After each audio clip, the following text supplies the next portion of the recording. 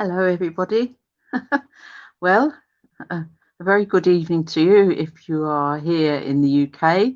If you are elsewhere in the world, a good whatever time of day or night it is.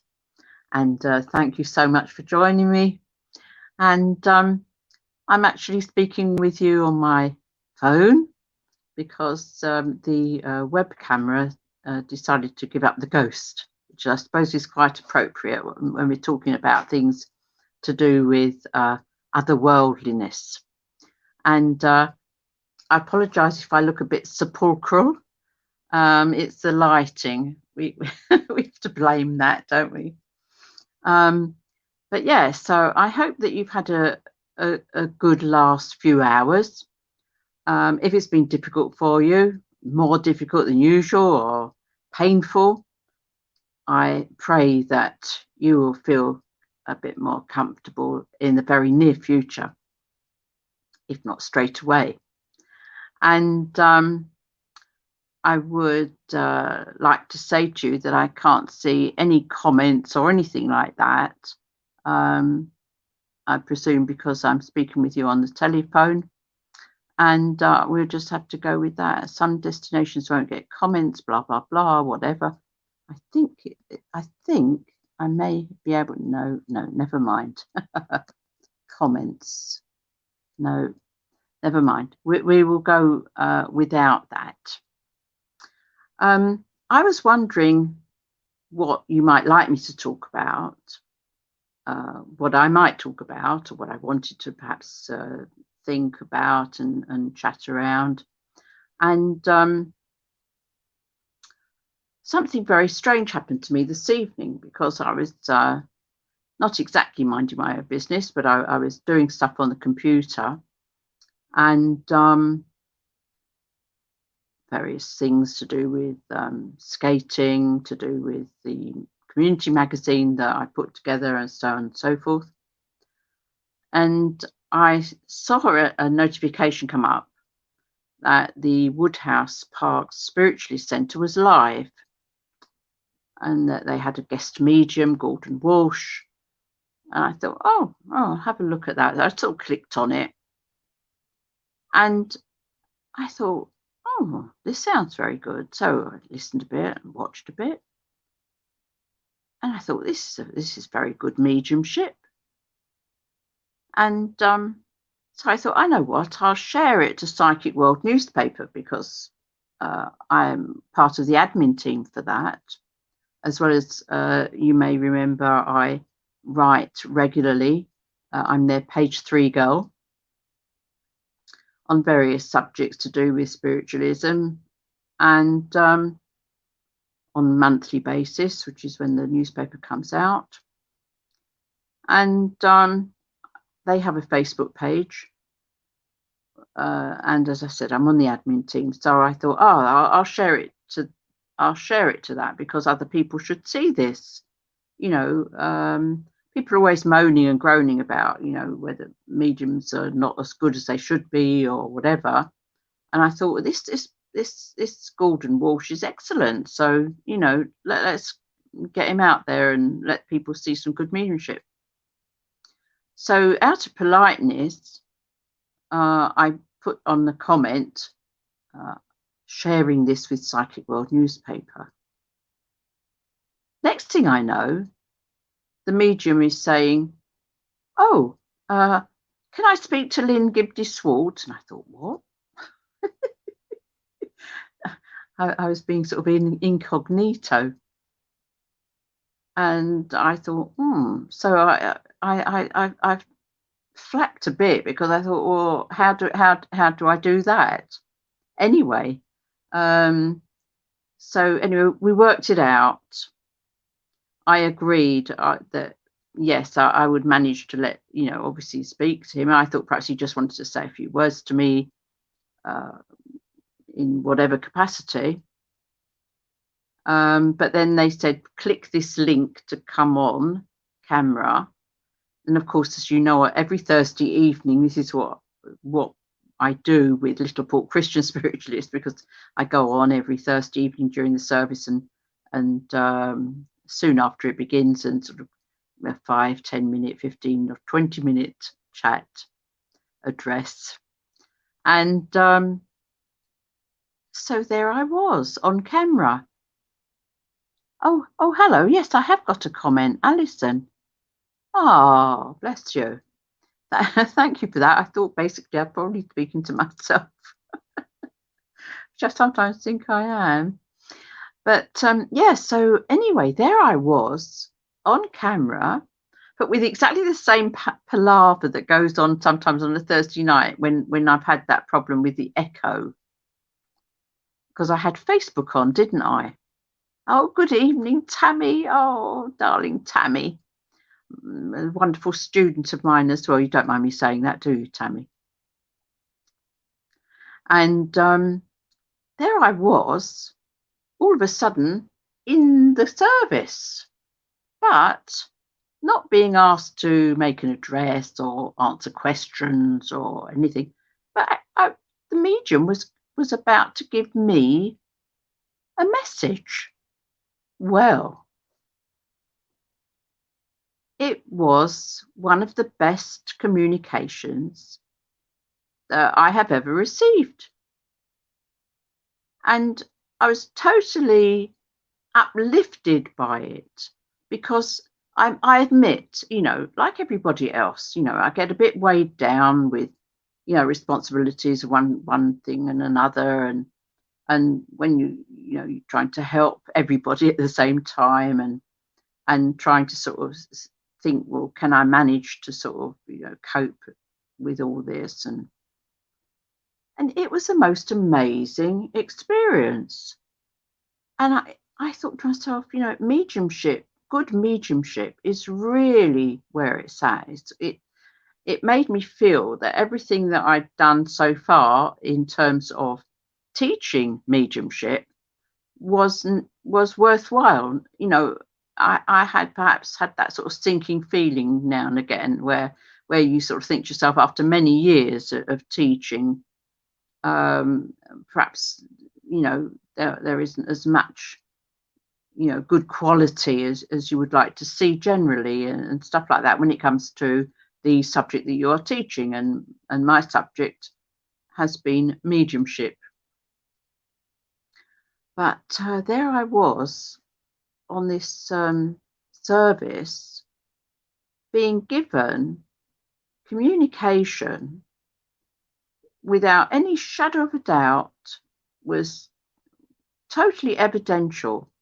This gentleman, Gordon Walsh, I've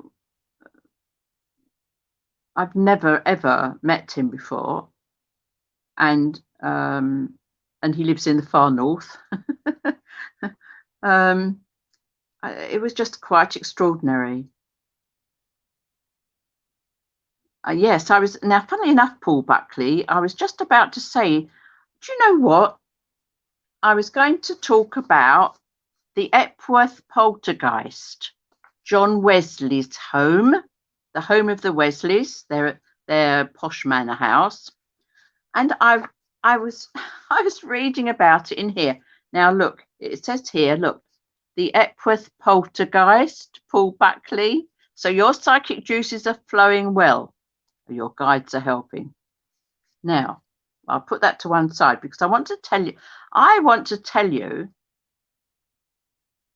am I okay? Well, yes. I hope so, Diane. Now, the thing is this, what I wanted to tell you about was this wonderful communication that I got from Gordon Walsh. It was the Woodhouse Park Spiritualist Centre in the north, as I said. And he was serving them. And he gave me absolutely incontrovertible evidence that my loved ones were around, that they were helping, and at just the right time. I was we all sort of have a sort of a level, don't we, that we sort of function at. And it was so exciting. And I got the most remarkable evidence. He gave me the names of people that were all linked together, unbeknown to him. He didn't know who they were. they were all very, very much linked together. He gave me an instance of what I was actually worrying over at this particular time. Nobody would have known, and it was really quite extraordinary. And I just wanted to share that with you, to say that, you know, if we ever thought that, you know, mediumship was a waste of time, and you know, why should we just sort of want to talk about people who've passed over, leave them alone and just get on with our lives?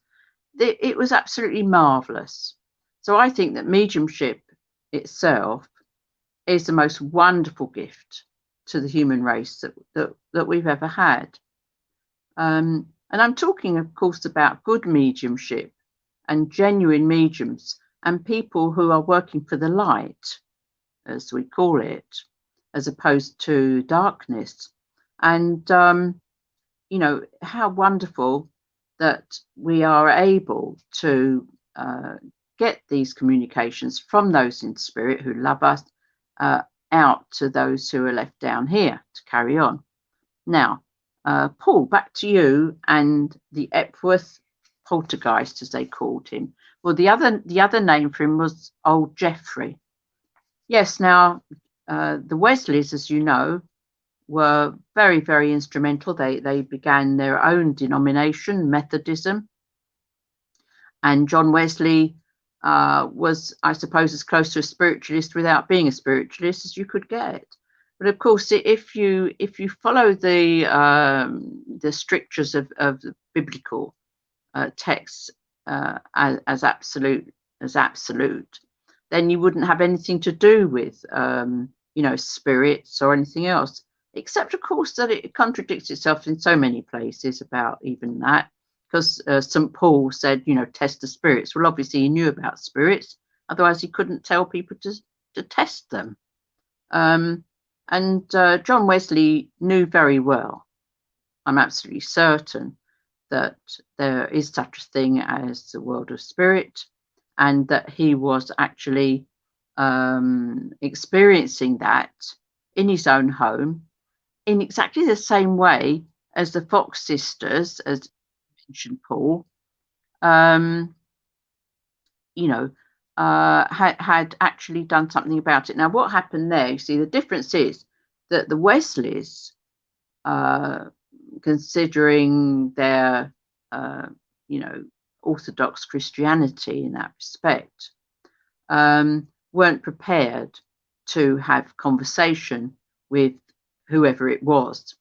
And nothing more. I think it went on for about 3 months or so. And then the poor chap, whoever it was trying to get through, gave up, and there was no more disturbances.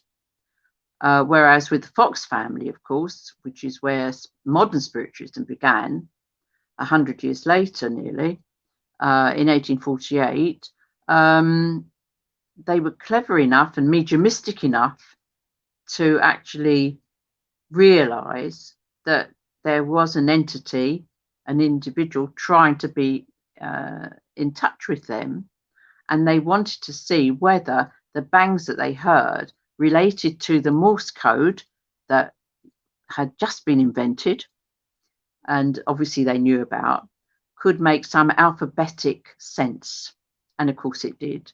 And the rest, as they say, is history. So I won't bore you with that, because those of you who are spiritualists watching at the moment will know those stories off by heart. And those of you who don't know them, please go to the website www.New Christian Spiritualist Society, and you'll find stories there. Or you can go to my website, which is www.lynguestdeswalt.com, and you get loads of articles and things there. And we'll tell you all about the beginnings of modern spiritualism and mediumship and all sorts of stuff like that. You'll also get things like meditations and philosophical discussions and so on and so forth. So there you are. You see, there's plenty of scope for you. And of course, on the old YouTube, go to my channel, Lynn Gibb-de, and you can get loads more videos on all sorts of spiritual and spiritualist matters. And you can also get meditations that you can take part in, and prayers, and you can learn how to read string and crystal balls and things like that. So, you know, it's all good fun as well as being serious. Now, oh, Suzanne, hi, hello. I'm so glad that you've been able to join in, because usually, of course, you're working and you're not able. And you see, I must tell everybody that I started to think about maybe I should chat with everyone this morning. And I did say to Suzanne, thinking of giving a talk today. And I know that quite often she's busy and working, and so she catches up. But now there you are, you're live. So we've already talked about the fact that the Wesley household ignored all the commotion in their house, and therefore the entity, the individual in spirit, decided to leave them alone, and indeed they were left alone. And then some years later, in the New World in America, there was an actual breakthrough, and some young women and their mother actually made proper contact with the spirit of somebody who passed over. And the rest, as I say, is history. Now, the other thing is time, of course, in eternity. You know, the whole human race has only been here for a blink of an eye in eternity, and us as individuals, less than a blink. But time is experienced by ourselves in different ways. And I found this today. This is the magazine of the International Spiritualist Federation, and it dated back to October 2008, and I was just drawn to it, and I thought, oh, strength through unity, yes. And I remember Eileen Roberts telling me how they designed the logo, in fact, with spirit help. Eileen Roberts was the president emeritus of the Institute of Spiritualist Mediums. And yes, you know, mediums do have schools. We do have courses. We do have teachers, and it is something that you can be taught. And, you know, I always say this, you know, in the same way as everybody can, given the physical attribute of having, you know, digits and so on their hands that can move and so on, could play the piano, but not everybody is a Paderewski or a Rubinstein. Some people are just plinkers and plonkers, maybe like myself. And some people are what we'd call gifted, and you know, perform wonderful pieces on the piano. And in the same way, mediums are the same. You know, everybody can develop mediumship, but some have a special gift, some have various gifts. There again, we're on about St. Paul again. He was talking about all the different gifts of spirit that we can have. And within mediumship and in mediums themselves, there can be very many different kinds and varieties of mediumship. But like Gordon Walsh, who gave me these wonderful messages earlier today. And when I looked at this, I glanced through it, I found myself mentioned in it. Because what had I been doing? I'd actually gone up to air to a special spiritual meeting, mind, body, spirit, spiritual, holistic event that was with the International Spiritualist Federation, and I'd given a demonstration of mediumship apparently, so I'd forgotten about that until I read about myself in it, and I didn't realise I was going to be in this.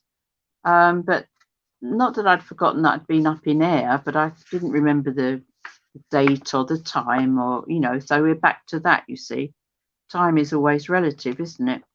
And this was all about that wonderful event. They had it all in here, and I found that it reminded me that I was also a medium, and that I demonstrated mediumship at this do up in Scotland. It was very lovely, and this was also the forerunner of what they called their fraternal weekend in Eastbourne, and Kathy and I went to that, and that was wonderful as well, I remember. And they had various tutors there, and so again, we're talking about being able to learn how to become mediums, and I think that's very important. And we never stop learning either. Doesn't matter, how long you've been doing it. You have to keep learning. And the other thing that I found was this card that Kathy and I picked up when we were in America. I was acting minister there for a few weeks at the Albertson Memorial Spiritualist Church in Old Greenwich, and that was amazing. It was an amazing time. And this little card is published by the National Spiritualist Association in America, and Lilydale. Lilydale is this spiritualist camp where it's sort of like a little village of spiritualists, and there's all sorts of things go on there. Can you imagine that in England? A whole spiritualist village.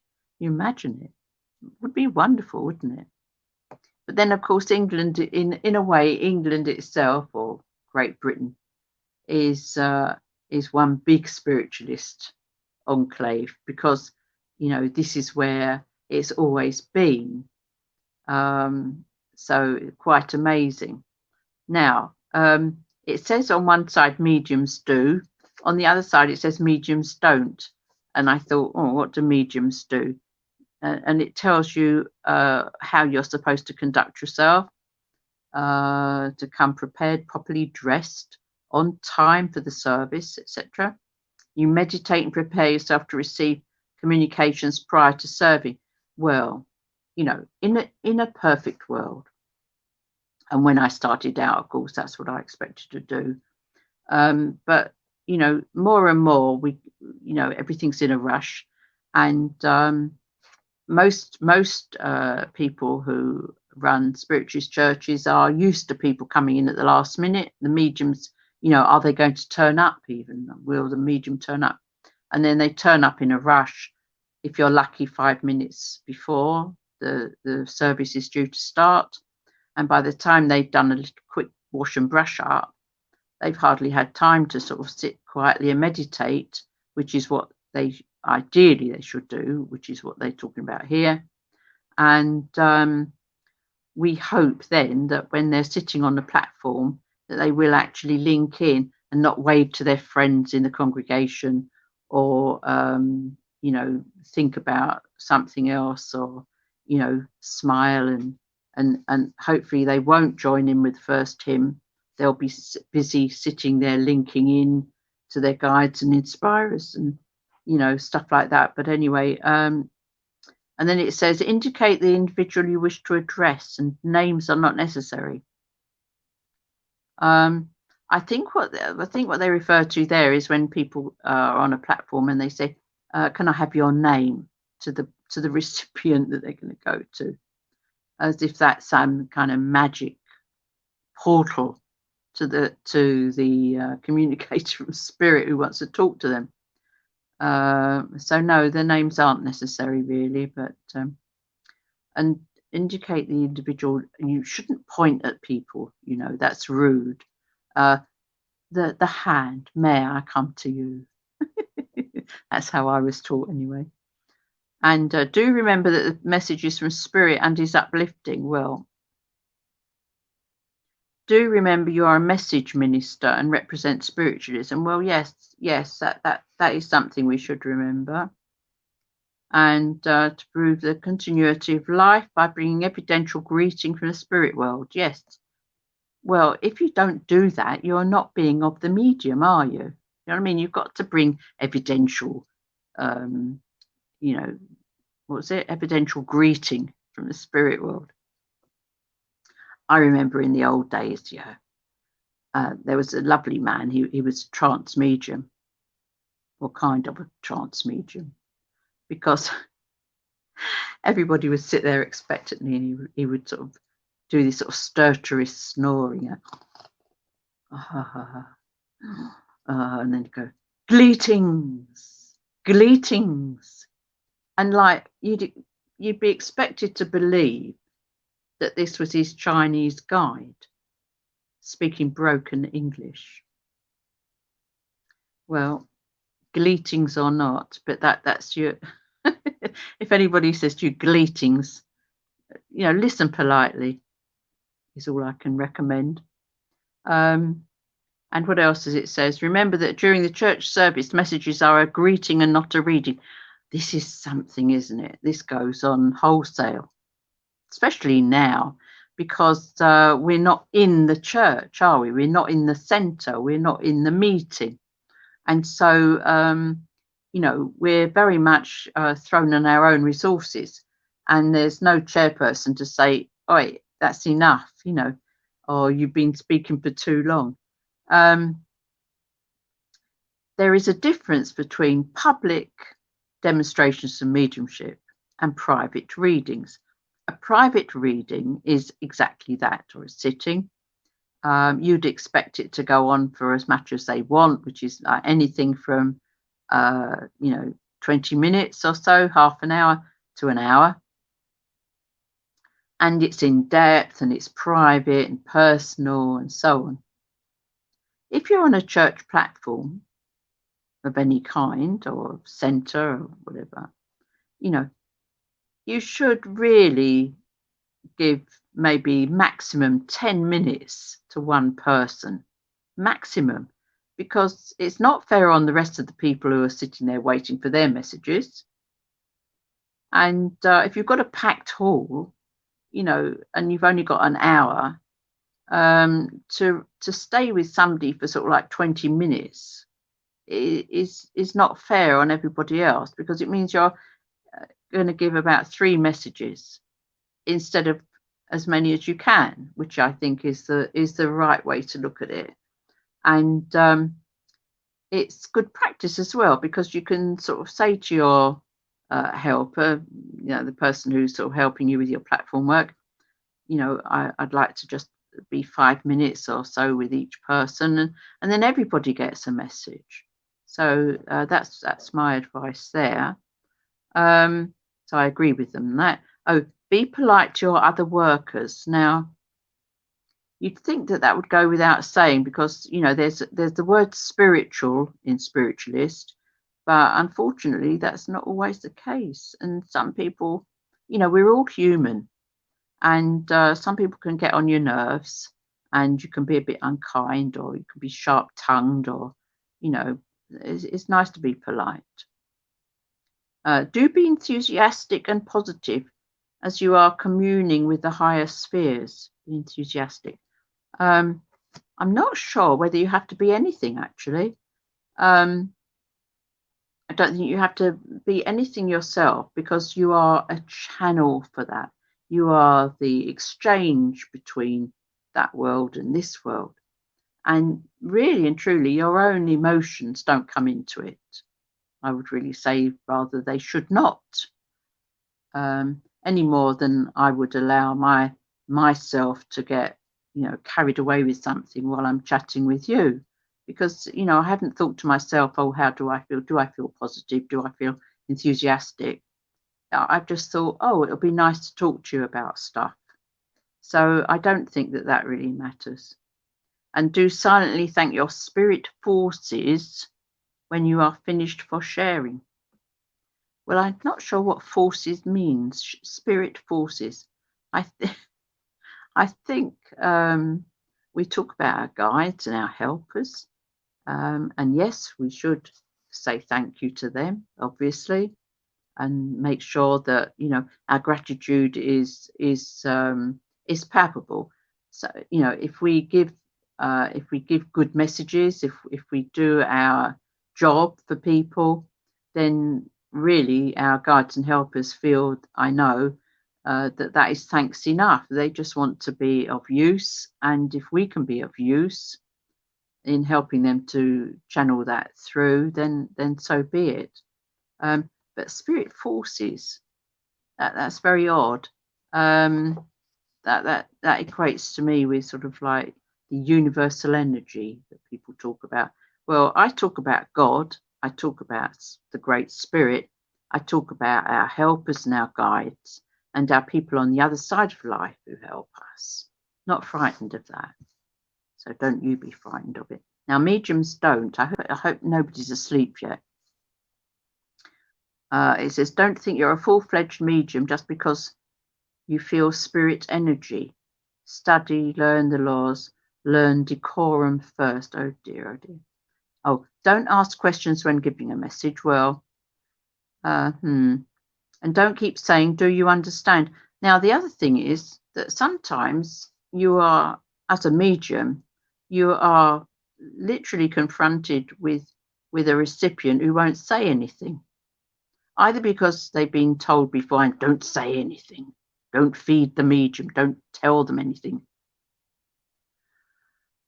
And sometimes the only way you're going to get anything out of them, like a yes or a no or I'm not sure, is if you say, did you understand that? Because if they're silent, you wonder what they're doing sitting there silent.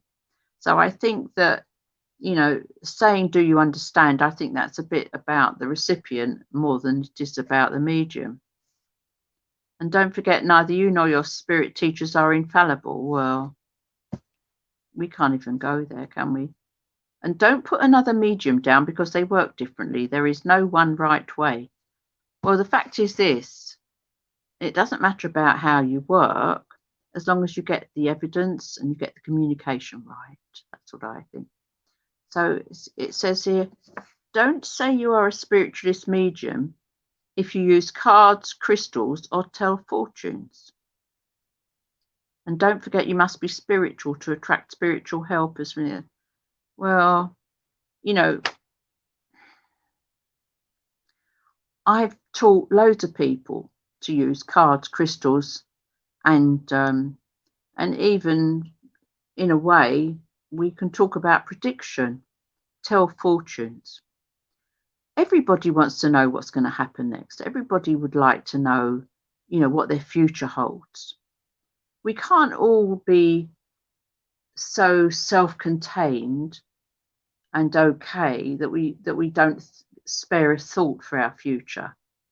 And I think that if somebody wants to know and you can get information for them, then why not? I used to think that as well, because I was told that you should never tell people what's going to happen in the future or anything like that. But when I was out in Israel, many years ago now, of course, when I was out there, really a lot of people expected that you would tell them about what was going to happen next week, the next month, next year. It was sort of automatic, really, and that changed my way of thinking and my way of working quite a lot. I had to put away some of the constraints that I'd been made to feel were absolutely implacable, that they were unchangeable, and actually think about the reality of it. And what I heard from my helpers was that as long as I could identify who was giving that information, and as long as that was bona fide, then that information was kosher, basically.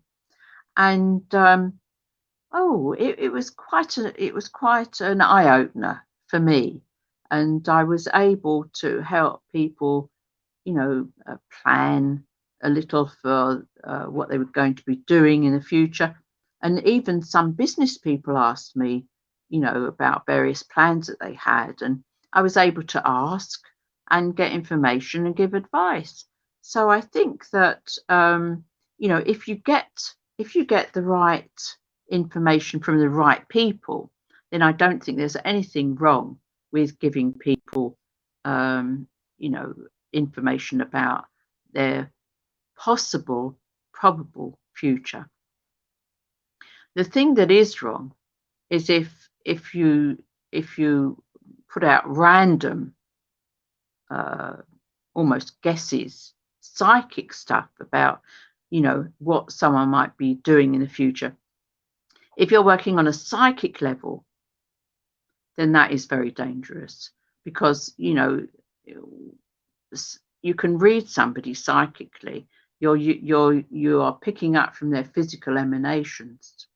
You're picking it up with your own physical abilities, you know, that gut response that we're born with, the which is really hormonal.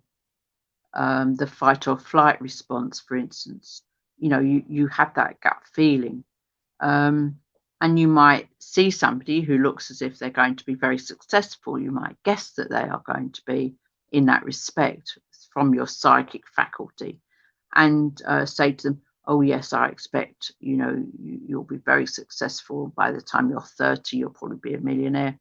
Well, that person might leave, you know, thinking to themselves they don't have to do anything then about their life. They can just breeze through it, because at 30 they're going to be a millionaire. Of course, that's never going to happen. What it is, you've assessed their sort of ratio of energy to success quotient, and look at somebody and think, yeah, you're going to be successful, and tell them that.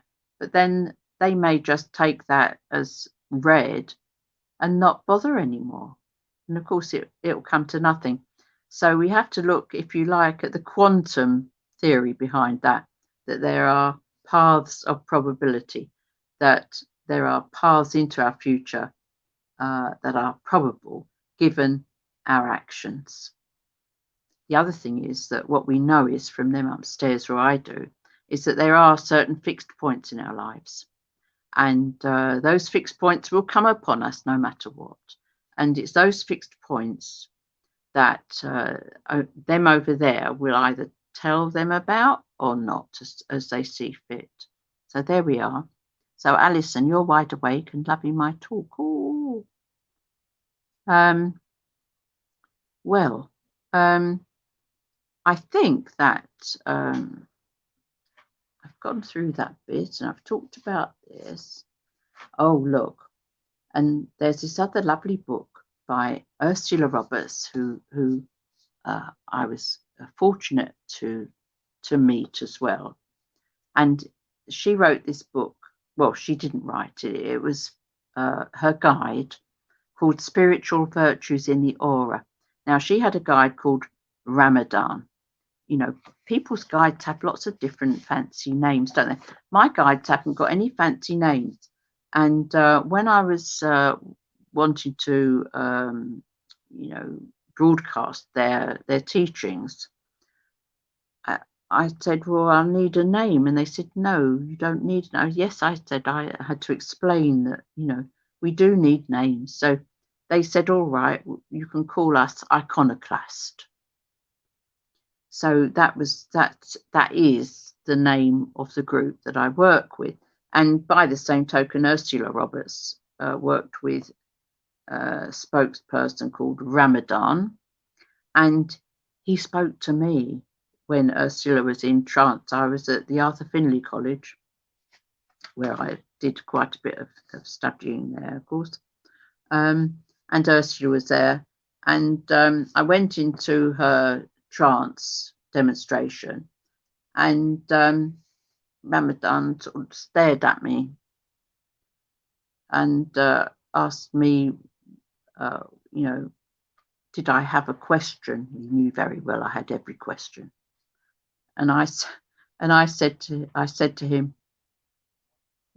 I can't ever see people, you know, in space. I can only see projections on walls. They just project themselves onto walls and onto floors and onto objects. Will I see people, in, 3-dimensional in space, And he said to me, no. And he went like this. He said, no, because you never look further than that. You do not look up into the heavens. And so that was it. And he was quite right. I very rarely saw anybody actual, like you and me.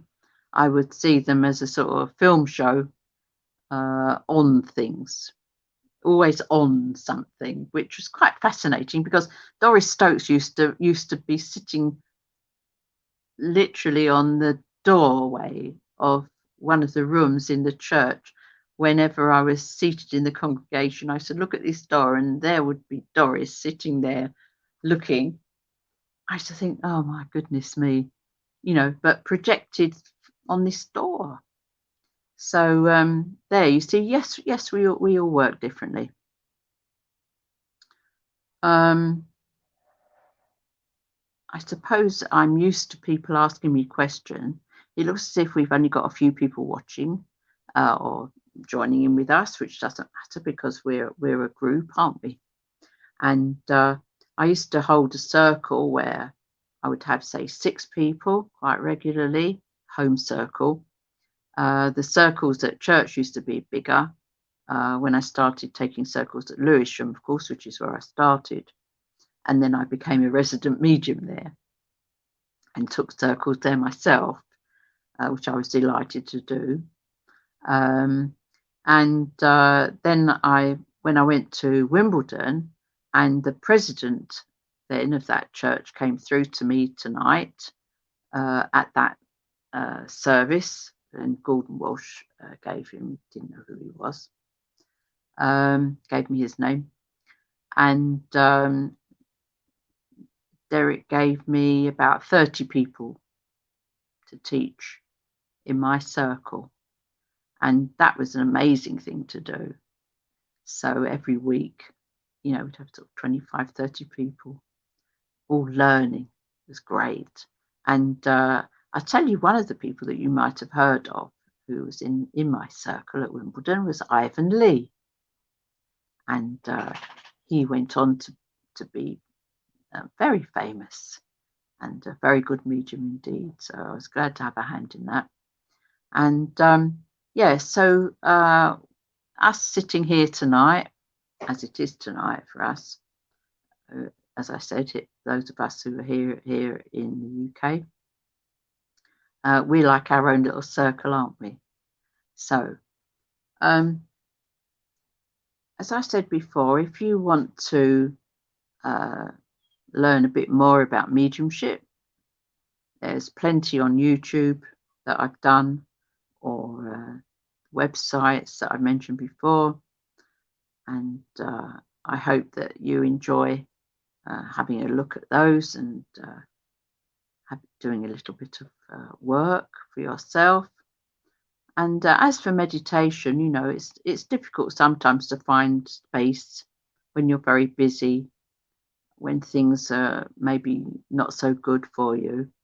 But sometimes, before you get up in the morning, if you just rest for a few more minutes and allow your mind to wander into pastures green, imagine a nice scene, imagine yourself at the seaside or in the countryside, maybe sitting on a bench somewhere or sitting in a deck chair and feeling pleasantly relaxed. You'd be surprised.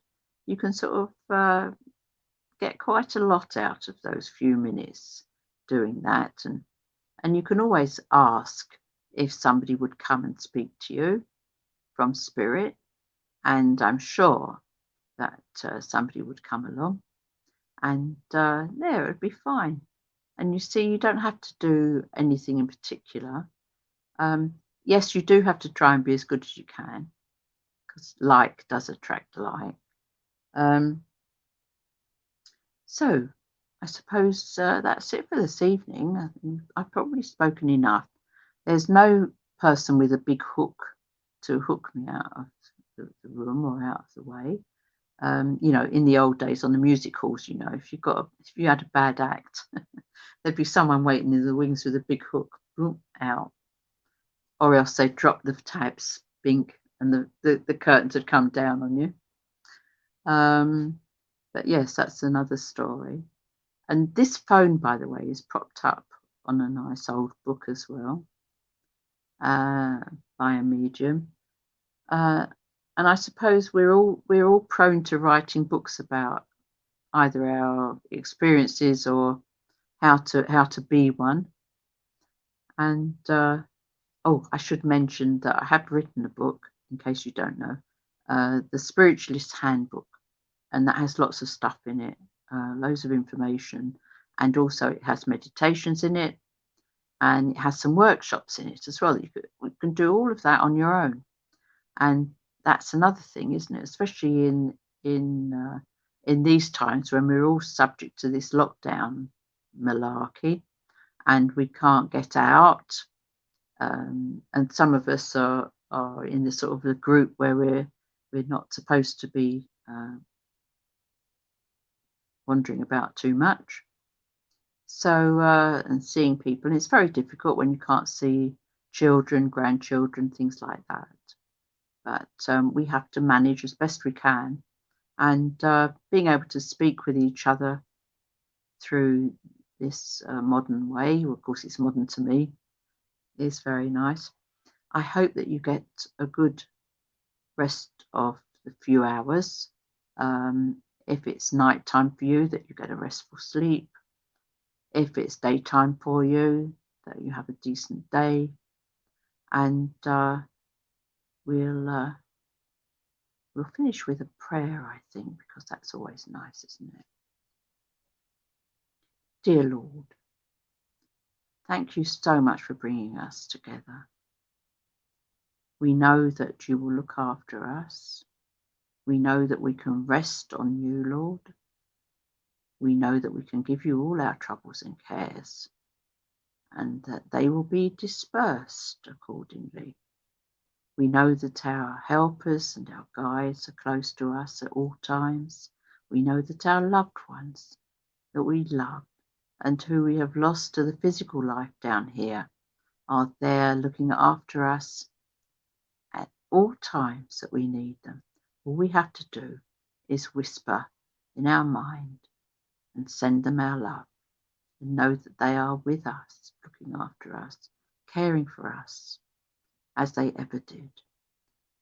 And we ask, dear Lord, at this time for healing for all those who are sick and suffering.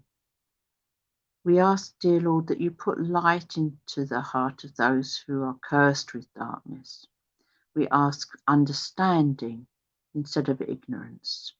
We ask that those who have charge over animals will have love put in their hearts, and that they will care for them properly. We ask, dear Lord, for all those who are in need tonight. And may the Lord our God be with us ever and always. Amen. There. So I hope you feel better than you did. And I wish you a very good night with every blessing. And I'll speak to you again soon, I hope. Yeah, now I think I have to do the thing there. And then, of course, I shall play this back and I shall see all the comments and everything.